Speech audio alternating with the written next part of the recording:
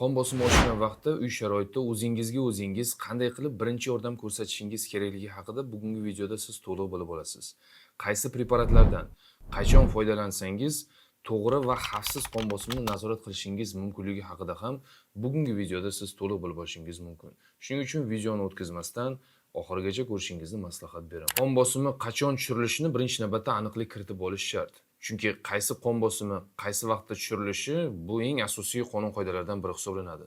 Agar sizning qon bosimingiz 140/90 dan yuqori bo'ladigan bo'lsa va sizda qon bosimi stress natijasida, asabiylashgandan keyin, emotsional stress natijasida bu holat vujudga kelgan bo'lsa, aynan shu qon bosimini qon bosimiga ta'sir qiluvchi preparatlardan foydalangan holatda tushirish noto'g'ri.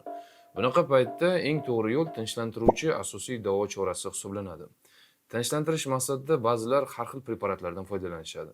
Misol uchun valerianka, karvalol, shunga o'xshagan tabiiy o'simliklardan tayyorlangan nastoykalardan foydalangan holatda bu qo'shimchalarni iste'mol qilib qon bosimini pasaytirishadi.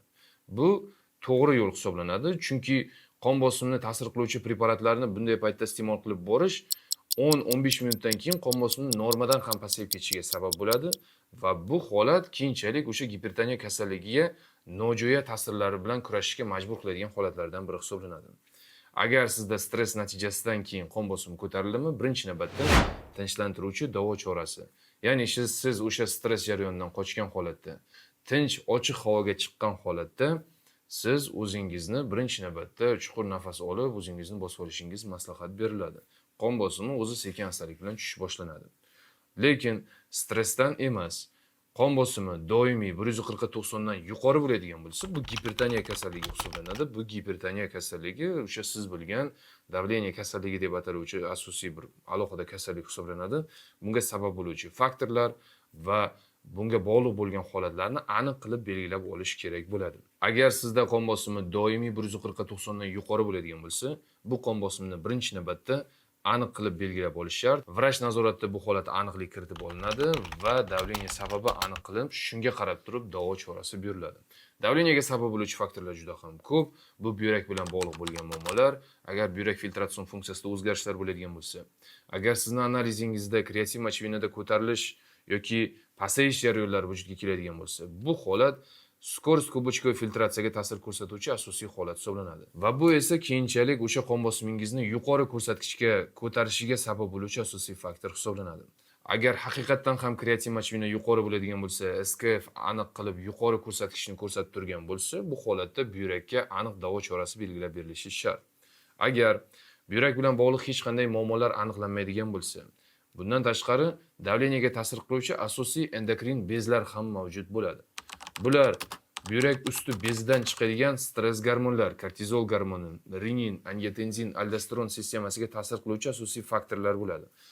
Bular agar o'zgarish bilan kechadigan bo'lsa, qon bosimi yuqori ko'rsatkichlarni ko'rsatib turishi mumkin bo'ladi. Bu ham xuddi shunday davleniyaning ikkinchi sababi hisoblanadi. Va bundan tashqari, endokrin asosiy muammolardan yana biri bu buqo bezi gormonlarining o'zgarib ketishi. Ayniqsa gipertireoz jarayonida buqo bezdan ko'p miqdorda T3 degan, triiodotiranin degan aktiv gormon ishlab chiqariladi. Bu holat bir vaqtning o'zida ham puls soni oshishi, ham qon bosimi oshishi bilan birga kechadigan jarayon hisoblanadi. Va ko'pchilik bu holatni xavotir sindromi bilan, ya'ni o'sha nevrologik kasallik bilan adashtiradigan bo'lishadi. Va bunday bemorlarda qon bosimi doimiy 200 yoki 200 dan yuqori qon bosimini ko'rishimiz mumkin bo'ladi va puls soni doimiy 100 dan yuqori ko'rsatkichni ko'rsatib turadi. Bunday bemorlar yosh inson bo'lishi ham mumkin, yoshi katta insonlar bo'lishi ham mumkin. Buni aniq qilib belgilab olish kerak bo'ladi. Qon bosimini uy sharoitida qanday qilib nazorat qilish va preparatlar qachon va qay tartibda iste'mol qilish kerakligi haqida biz alohida metodik qo'llanma ishlab chiqqanmiz. Bu metodik qo'llanmani siz uy sharoitida bemalol tanishib chiqish imkoniga ega bo'lasiz. Agar sizda yoki yaqinlaringizda kimlardadir shu qon bosimi bilan bog'liq bo'lgan muammolar bo'ladigan bo'lsa, metodik qo'llanmani ularga sovg'a qiladigan bo'lsangiz ham ularga foydali bo'lishi aniq. Chunki qon bosimi bilan bog'liq bo'lgan hamma ma'lumotlar aynan shu metodik qo'llanma haqida to'liq ma'lumotlar berib o'tilgan. Metodik qo'llanmani videosidagi ssilka orqali olishingiz mumkin. Qon bosimiga ta'sir qiluvchi keyingi faktor bu essensial gipertoniya, ya'ni qon tomirlar bilan bog'liq bo'lgan jarayon hisoblanadi. bu sistemniy kasallik hisoblanadi. Ya'ni har bitta qon tomir bilan bog'liq bo'lgan jarayonlarda essensial gipertoniya, ya'ni qon tomirlar elastikligi buzilgan jarayon hisoblanadi. Agar qon tomirlar har bir yurak qisqargan vaqtda qon tomirlar kengaymaydigan bo'lsa va yurak bo'shashgan vaqtda qon tomirlar bo'shashmaydigan bo'lsa, bu holat essensial gipertoniya va qon tomirlar ichki devori qattiqlashib qolgan natijasida kelib chiqqan holat hisoblanadi. Bu jarayon yosh katta insonlarda juda ham ko'p rivojlangan bo'ladi va aynan shu essensial davleniyaga doimiy o'sha qon bosimiga ta'sir qiluvchi preparatlarni iste'mol qilib borishga majbur bo'lishadi. Essensial gipertoniya boshlang'ich etapda qon bosimi ba'zi bir hollarda qon bosimi birdaniga ko'tarilishi yoki pasayish holatlari ham vujudga kelishi mumkin bo'ladi. Va ma'lum bir kasalliklar natijasida essensial gipertoniya kasalligi tezlikda rivojlanish ehtimoli juda ham katta bo'ladi. Bular qaysi kasalliklar bo'ladi? Bular qandli diabetning ikkinchi tipi bo'lishi mumkin yoki birinchi tip bo'lishi mumkin. Yoki bundan tashqari ortiqcha vazn bilan yurgan insonlar. Agar bemorda ortiqcha vazn bo'ladigan bo'lsa, indeks massa teli 26 dan yuqori ko'rsatkichni ko'rsatib turadigan bo'lsa va har 1 kilogramm vaznga bunday holatda qon bosimi ko'tarilish ehtimoli juda ham katta bo'ladi. Bu kompensator ravishda rivojlanadigan jarayon hisoblanadi. Agar inson normal vazni 70 kilogramm deb belgilangan bo'lsa, yurak aynan shu 70 kilogramm vazn uchun mo'ljallangan holatda ishlashga programmalashtirilgan bo'ladi. Va bunday holatda agar o'sha vazn oshib ketaversa, misol uchun o'sha 70 kilogramm bo'lishi kerak bo'lgan inson bo'yiga nisbatan xuddi shu vazn normal ko'rsatkichni ko'rsatib turadigan bo'lsa, bu insonda 100 kilogrammgacha ko'tarilish bo'ladigan bo'lsa, ya'ni o'sha ortiqcha vazn oladigan bo'lsa, bu bemorda qon bosimi ko'tarilish ehtimoli 2 barobarini tashkil qiladi. Ya'ni o'sha 70 kilogrammdan 100 kilogramm umumiy hisobda 30 kilogramm ortiqcha vazn mavjud. O'sha 30 kilogramm vazndagi har bitta yog' hujayralarini qon bilan ta'minlash uchun yurak ko'p miqdorda ishlashga majbur bo'ladi va bosimni oshirishga majbur bo'ladigan holat hisoblanadi.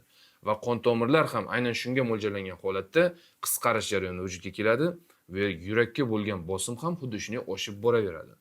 Demak, ikkinchi faktor bu ortiqcha vazn hisoblanar ekan. Agar sizda ortiqcha vazn bo'ladigan bo'lsa va sizni qon bosimingiz 140-90 yoki 150-90 bo'ladigan bo'lsa, bu kompensator ravishda essensial gipertoniyani boshlang'ich etapi hisoblanadi. Ya'ni o'sha davleniya kasalligi bo'lishidan oldin albatta bunday bemorlarni vaznni nazorat qilish tavsiya qilinadi. Vazn nazorat qilish haqida biz kanalda juda ham ko'p videolar ishlaganmiz. Kanalga kirib, bu haqida to'liq ma'lumotni ko'rishingiz mumkin. Yuqorida sanab o'tilgan kasalliklar qon bosimini planaviy, ya'ni rejali ravishda davolash choralari edi. Endi videoning asosiy qismiga o'tamiz. Videoni boshida aytib o'tganimdek, qon bosimini qaysi preparatlar yordamida uy sharoitida nazorat qilish mumkin.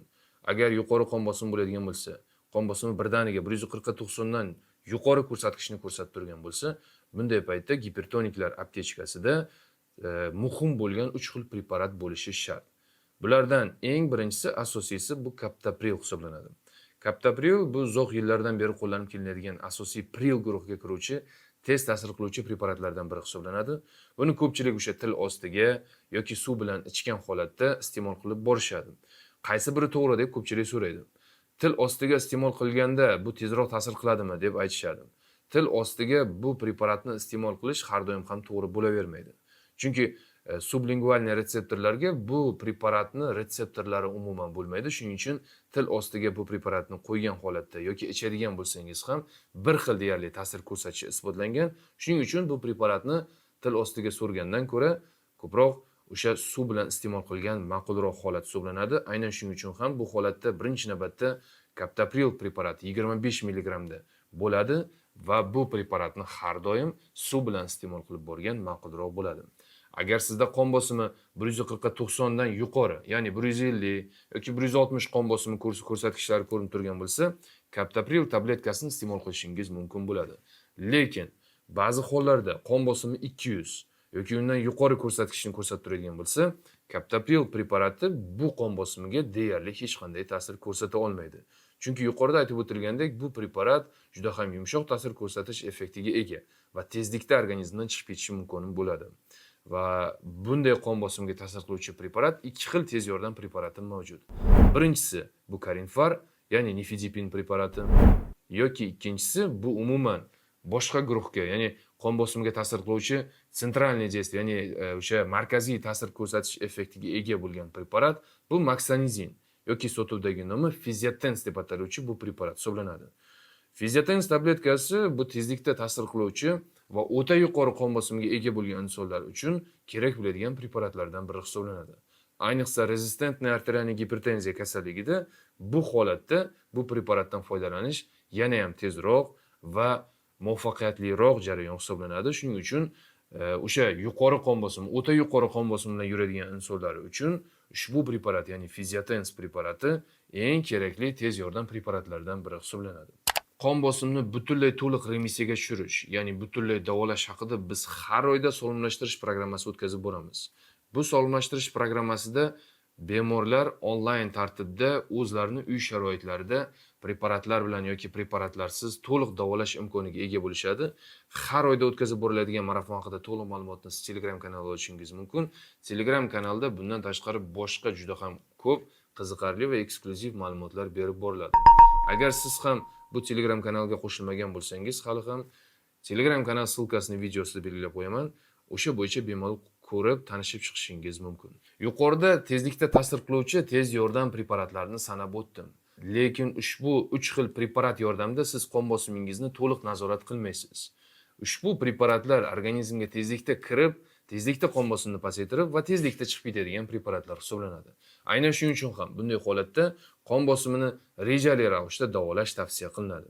Agar siz rejali preparatlar, misol uchun Lazartan, Larista preparati yoki Valsakor preparati yoki Equator preparati bo'lishi mumkin, yoki Edarbi preparati bo'lishi mumkin. Shu preparatlarni doimiy iste'mol qilib boradigan bo'lsangiz, lekin sizda qon bosimi tezlikda baribir ko'tarilib turadigan bo'lsa, sizni qon bosimingizni rejali davo chorasiga o'zgartirish kirgizilishi kerak bo'ladi. Chunki bu preparatlar, ya'ni o'sha uzoq muddat ta'sir qiluvchi preparatlar o'zini effektini bermayapti va siz tez yordam preparatlarida, ya'ni o'sha yuqorida sanab o'tilgan 3 xil preparat, Captopril, Carinfar va Physiotens preparatlaridan foydalangan holatda qon bosimingizni nazorat qilishga majbur bo'lyapsiz. Bu holat qon bosimini nazorat qilishda eng asosiy xatoliklardan biri hisoblanadi.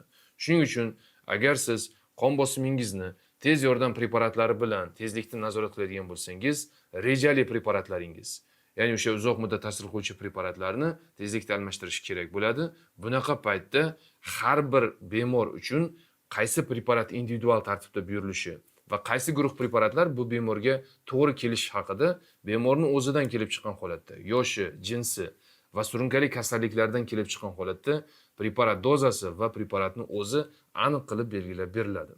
Va albatta, birinchi navbatda gipertoniklar bilish kerak bo'ladigan holatlardan yana biri bu qon bosimini doimiy o'lchab borish. Agar siz qon bosimingizni o'lchamagan holatda rejali preparatlarni iste'mol qilib boradigan bo'lsangiz, bu xatolikni juda ham ko'pchilik bemorlarim, o'zimni bemorlarim orasida ham juda ham ko'p bo'ladi va qon bosimi keskin pasayib ketish holatlari ham bo'ladi. Bu holat eng asosiy xatoliklardan biri hisoblanadi. Shuning uchun siz qon bosimiga ta'sir qiluvchi preparatlarni iste'mol qilib boryapsizmi?